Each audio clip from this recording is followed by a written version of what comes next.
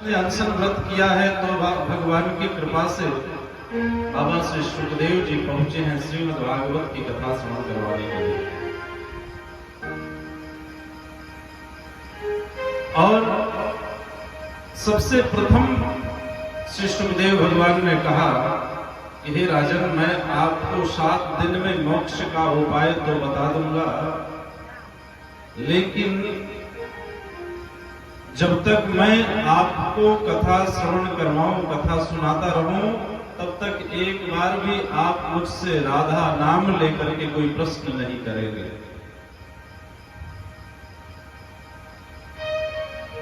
महाराज परीक्षित ने कहा कि ठीक है प्रभु, एक बार भी राधा नाम लेकर के मैं प्रश्न नहीं करूंगा। श्री सुखदेव जी महाराज की समाधि लगी है और श्रीमद् भागवत रूपी गंगा प्रवाहित होना शुरू हो गई है। बाबा श्री कहते हैं कि द्वारपाल हरि के प्रिय दो, भगवान के 2 द्वारपाल हैं जिनका नाम है जय और विजय। एक दिन सनकादिक ऋषियों के मन में विचार आया कि चलो चल करके वैकुंठ भगवान नारायण का दर्शन करते हैं।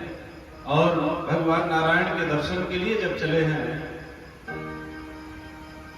तो भगवान के 2 द्वारपाल जय और विजय जैसे ही पहुंचे वैकुंठ, तो दोनों द्वारपालों ने सनकादिक ऋषियों को रास्ते में ही रोक दिया।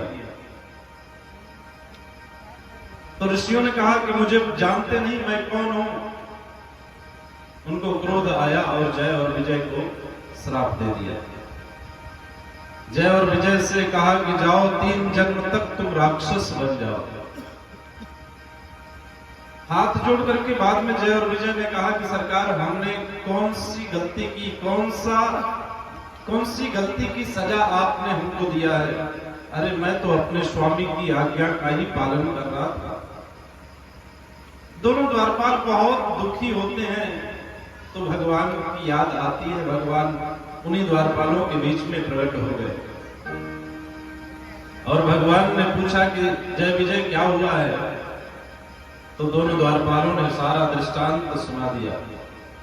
कहा, सरकार, हम दोनों भाइयों को श्राप लगा है 3 जन्म तक राक्षस होने का। किसने दिया? तो बोले कि सनकादिक ऋषियों ने दिया। सनकादिक ऋषियों ने भगवान से हाथ जोड़ करके क्षमा भी मांगी। कहा कि प्रभु, यदि आप चाहें तो ये श्राप झूठा हो सकता है, लेकिन भगवान ने कहा नहीं, यदि आपने श्राप दिया है तो इन दोनों को राक्षस योनि में जन्म लेना ही पड़ेगा।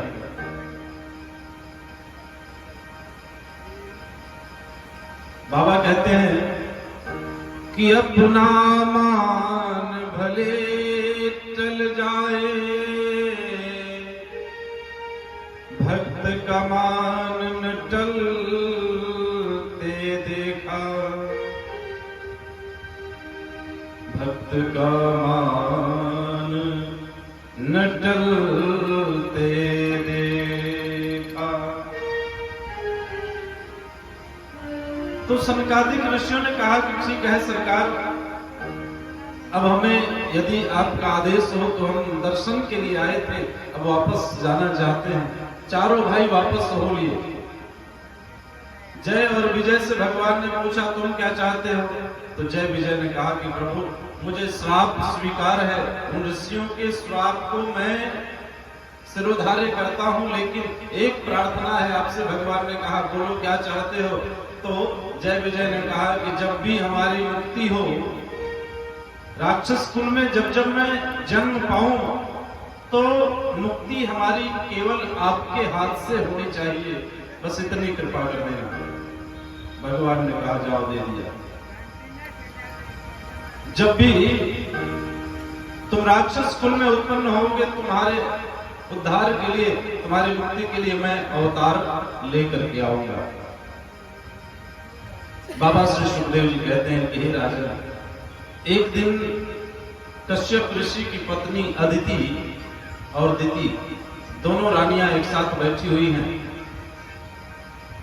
महर्षि कश्यप बैठ करके साधना कर रहे हैं। दिति के मन में काम वासना जागती है और अपने पति महर्षि कश्यप के पास गई और कश्यप ऋषि से कहने लगी कि हे स्वामी,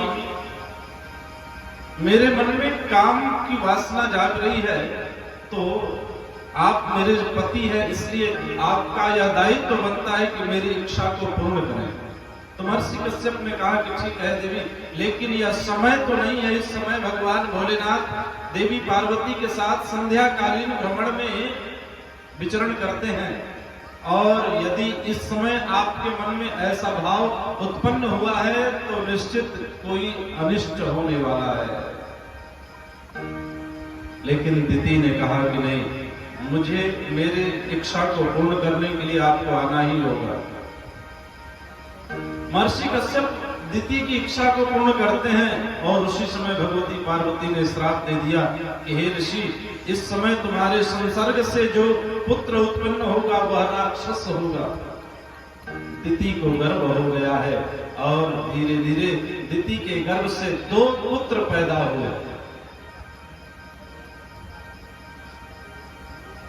दिति के गर्भ से 2 संतान पैदा हुई और एक का नाम पड़ा है हिरण्याक्ष और दूसरे का नाम पड़ा है हिरण्यकश्यप।